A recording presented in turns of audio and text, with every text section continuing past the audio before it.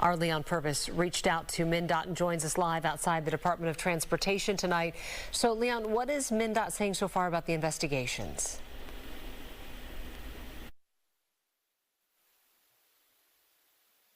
The first crash happened Wednesday morning in Burnsville. A worker died after being hit in the construction zone.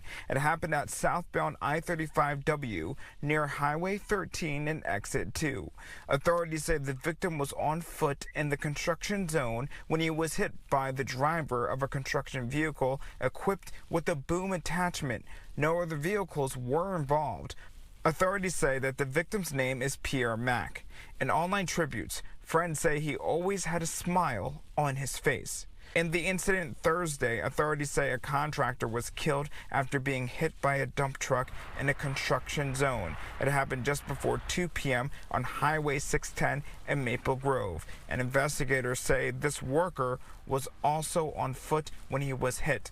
Police tell us no other vehicles were involved. And Highway 610 was closed between I-94 and Maple Grove Parkway for about 4 hours. It's reopened again tonight. Live in Minneapolis, Leon Purvis, Fox 9. All right, thank you, Leon. And just into our newsroom tonight, Minneapolis police say a man who threatened to shoot people at Waite Park Elementary School was arrested in Missouri. There is no doubt, and we are well aware, that there's extreme fear and anxiety from students, parents, teachers, and staff. Many are still very anxious, as we are in the recent shadow of the Annunciation Church shooting that targeted so many children there. So we're grateful to all of our law enforcement today. Chief Brian O'Hara says the school received a phone call shortly before 11 a.m. today from a man who said he planned to show up with an AR-15. Police responded and secured the perimeter. They then determined the man had ties to 2 individuals at Waite Park Elementary School. They then identified a potential vehicle owned by the suspect and used license plate readers to determine that he was actually in Missouri. There he was arrested on terroristic threat charges. And in the wake of the Annunciation shooting the Minneapolis police chief just mentioned, a special session addressing gun control may be coming closer. DFL leaders are pushing for a ban on new sales of assault weapons and high-capacity magazines. But Republicans say the DFL doesn't have the votes. Meantime, Governor Tim Walz is hopeful it could pass a divided legislature. We are working very diligently in how we represent our communities. And so there's not really a characterization. And as I said in the very beginning, it's good that the 4 leaders and the governor, that we're still talking. What I do believe is there is a majority in the House and in the Senate who do want to see that voted on and who do believe it could pass. And I think the folks who are the advocates and the parents, it's something that they're specifically asking for. Legislative leaders are expected to meet again tomorrow. And they're asking for Social Security information. They're asking for driver's license information. And new tonight, Minnesota's Secretary of State says he has no plans to hand over private voter data unless a court forces him to do so. The Trump administration is suing him, accusing him of breaking federal law by not releasing this information. Fox 9's Mike Manzoni spoke with the secretary tonight. And Mike, he's concerned about what the government would do with that data. Kelsey, Secretary of State Steve Simon is also skeptical about why the Justice Department wants the data. The DOJ says it sent him 2 letters over the summer requesting an electronic copy of the state's voter registration list. The Justice Department says it wants the information to make sure the state is complying with a new federal law designed to protect against voter fraud. The information the government wants includes names, dates of birth, addresses, and the last 4 digits of Social Security numbers. But Simon says the government hasn't said how it plans to use that data and whether it would share it. The Department of Homeland Security said in a statement that they would be interested in getting their hands on this sensitive personal data that the Department of Justice is trying to collect from states like Minnesota. That's not something the Department of Justice ever told us about. And the DOJ sued 5 other states today, including California, New York, Michigan, New Hampshire, and Pennsylvania. In the newsroom tonight, Mike Manzoni, Fox 9. All right, Mike, thank you. New tonight, a fatal fire in northeast Minneapolis is under investigation. Officials say it started around 11:30 last night at a duplex on 22nd Avenue North near Jackson Square Park. After the fire was under control, crews searched the building and found one man there. He had died. It's believed the fire began in his unit, but how it started still remains unclear tonight. 3 other people were displaced as a result of that fire. State Senator and Minneapolis mayoral candidate Omar Fateh's campaign says their office was vandalized with a threatening message. And tonight, Minneapolis police confirming this is an active investigation. Our So-Young Kim joining us now in our studios. And So-Young, Fateh's campaign shared a photo of that message. So what happened here? Kelsey, Randy, this is the photo provided by the campaign. As you can see, the message says, "This is a warning." Authorities say State Senator Omar Fateh's Minneapolis mayoral campaign office was vandalized. Fateh's campaign sent us this photo of the message that reads, quote, "Somali Muslim, this warning is no joke." The team says they reported the vandalism to police on Wednesday. A spokesperson for the Minneapolis Police Department says preliminary information shows officers responded to the report of graffiti and observed a handwritten message. Fateh sent this statement that reads, quote, "Our campaign will not be deterred by hate speech and vandalism. We will not back down to Islamophobia. I will not be bullied or intimidated. The people of Minneapolis are demanding change, and I will continue fighting for it. My team and I are dedicated to continuing to connect with Minneapolis residents and winning this election. We will not be stopped." Fateh is challenging incumbent Minneapolis Mayor Jacob Frey in the upcoming election. Frey issued a statement responding to the incident that reads, quote, "I spoke with Senator Fateh yesterday and made it clear that my office, MPD, and our administration all stand ready to help." City staff went out this morning to scrub the vandalism from the building.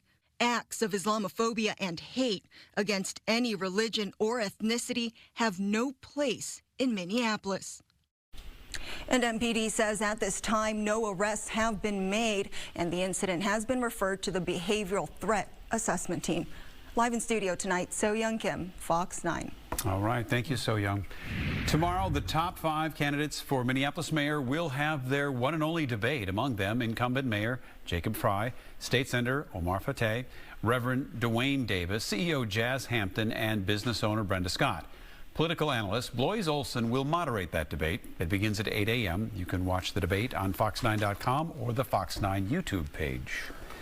The school year has just begun, but several Sylvan Learning centers are shutting down. And now families want the tuition that they already paid back. Paul Bloom has that story coming up next. Then federal charges against Texas brothers accused of robbing a Minnesota family of $8 million in cryptocurrency. But first, meteorologist Cody Matz has a preview of our warm weekend forecast. Yeah, it's certainly going to stay warm. Temperatures topping out in the 80s today, close to 90 in southwestern Minnesota. We take a little small step back tomorrow as we cool just ever so slightly. It will feel a little more like fall this weekend, but not by much. We'll talk why coming up. Fox Local is how you stream Fox 9 on your TV for free.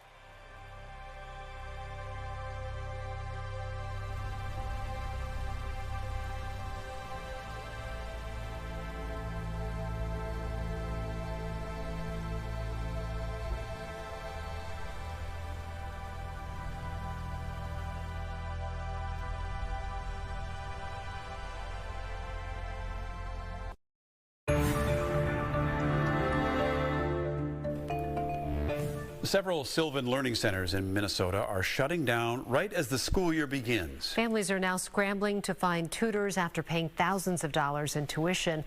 Fox 9 investigator Paul Bloom talked to those families, former tutors, and the owner of those franchises. The Fox 9 investigators spent the first few weeks of this new school year digging into reported troubles at a group of Sylvan Learning centers right here in the metro area. Now, we broke this story earlier today on our Fox local app. Let's get you right to the brief. The Fox 9 investigators talked to the owner of 9 Sylvan Learning Center franchises in communities including Edina, Maple Grove, and Woodbury. Paul Rapon admits his business is, quote, not doing well after being evicted from at least 2 of his locations. Parents say they cannot get any education assistance at several other centers despite thousands of dollars in upfront payments as well as financing packages. Sylvan Learning, the national company that specializes in private tutoring, said it is aware of the issues involving a Minnesota franchise owner and is working to find students help at other locations. To spend the money and get nothing in return, I really do feel cheated. I'm not okay with my kids being disappointed, and that's who the victim is here. The victim is my daughter who needs the help, and right now we're 2.5 weeks into the school year and she's not getting the help. This mom, Jackie Friesen, recorded a recent phone conversation with the business owner asking him to do the right thing for her 5th grade daughter. So what are my options to just get my money back so we can just say, it was nice meeting, it was nice knowing you, I wish you all the best? You know, I have considered saying that, but this is what I would like you to know. When you buy sessions at a discounted rate, they are non-refundable. And here's what we know so far. Rapon purchased a portfolio of Sylvan Learning Centers last year.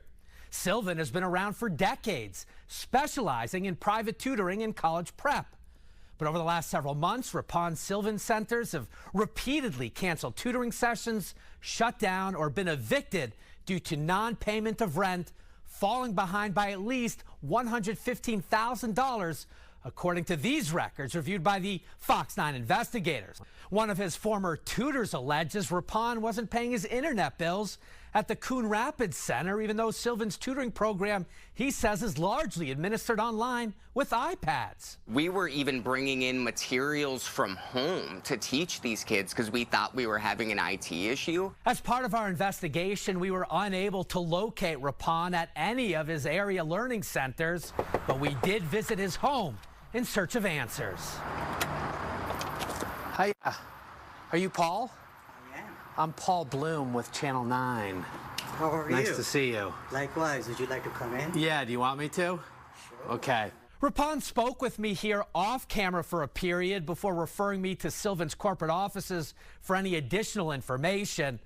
But during that conversation, he told me his business is struggling on several fronts. He can't find tutors to hire, and he is attempting to move to more affordable and strategically located office space. He insists he has a moral obligation to provide tutoring services to the customers that have already paid. As for what's next here, we know parents and some former employees are currently consulting with attorneys exploring potential legal action against Rapon as well as Sylvan Learning. In its statement to the Fox 9 investigators, the company says it is aware of the issues unfolding at Twin Cities area learning centers, and its focus now is on supporting families and helping students, quote, continue their learning. Paul Bloom, Fox 9. Well, Savage police say that they are not ruling out any possible causes after an infant died while at a daycare in the city on Monday. Police not releasing much new information into the investigation into the death at Rocking Horse Ranch Child Care, but they say autopsy and toxicology reports are pending. They also say they've collected evidence and interviewed multiple people. The center's license has been temporarily suspended, and as we have previously reported, there were calls about 2 infants who required emergency services at the daycare in the last week, and then this week, one of them died. New developments in the murder of a Winona mother. The man convicted of killing her is asking the Supreme Court for a new trial. Adam Fravel's legal team argues the jury was told about statements Madeline Kingsbury made about Fravel being obsessed with the Gabby Petito case when they shouldn't have been. They also argue there were errors made by prosecutors in the procedure of the case. Fravel was found guilty last fall of killing Kingsbury and is serving a life sentence in prison. And an update to a wild crypto heist out of Grant. The pair of brothers who traveled 18 hours from Texas to Minnesota to kidnap and rob a family of crypto, now federally charged for those crimes. And federal investigators say the heist was worth $8 million. The complaint says the two confronted a man and held him, his wife, and son at gunpoint. They then forced him to transfer the $8 million in crypto. The two were eventually tracked back to Texas, arrested, and charged there. These types of kidnappings and extortions, like in-person attacks, have increased. I think it's in part because the value of crypto has increased, but maybe people are suddenly aware now that crypto is real money. The crypto owner told police he believed the crime stemmed from a leak that revealed his name, address, and a large amount of cryptocurrency. Well, the journey of recovery often requires putting one foot in front of the other. Coming up, how one Minnesota hospital is using a prize to get patients back on their feet. And she went above and beyond at a time a Minnesota family needed her most. How that family is now honoring a NICU nurse.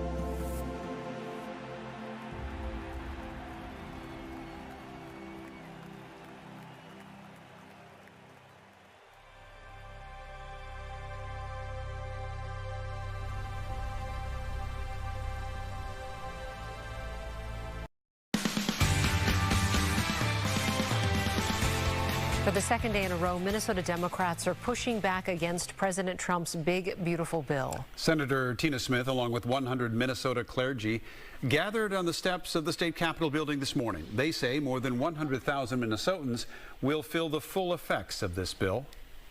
I've talked to rural hospitals. Many of the clergy standing behind me come from small towns and rural places in this state. I have talked to rural hospitals who have told me that because of these cuts to Medicaid, they may be forced to close their doors. And trust me, this is something that affects everybody in our communities, not just those of us that rely on medical assistance. Smith says she wants both sides of the aisle to work on a budget to meet everyone's needs ahead of that September 30th deadline. Right now, a NICU nurse is being recognized for going above and beyond for both her patients and their families. Allison Hink stuck by the side of baby Akil during his time in the NICU. His parents are now nominating Hink for a Daisy Award. The international program recognizes healthcare workers for their compassion and care. A lot of times once they leave our unit, we never get to see where they're going after that and how big they are and everything. So seeing him like a year after I was being able to take care of him, this is a cool experience. You don't realize how big of an impact you make on them until something kind of crazy like this happens. Well, Akil's parents say that they will never forget Hink going above and beyond to care for their son. He looks so beautiful after all that time in the NICU and just happy and healthy. And those nurses and staff in the NICU, they just do so much every day. For all the weeks and months of worry. Yeah. It's nice to see that in the end right there. Just such delicate little bodies. Well, Hurricane Gabrielle could make landfall as soon as tonight. Up next, the main threats the National Weather Service says it will pose. And former FBI Director James Comey is indicted. We're going to take a look at the accusations that he is now facing.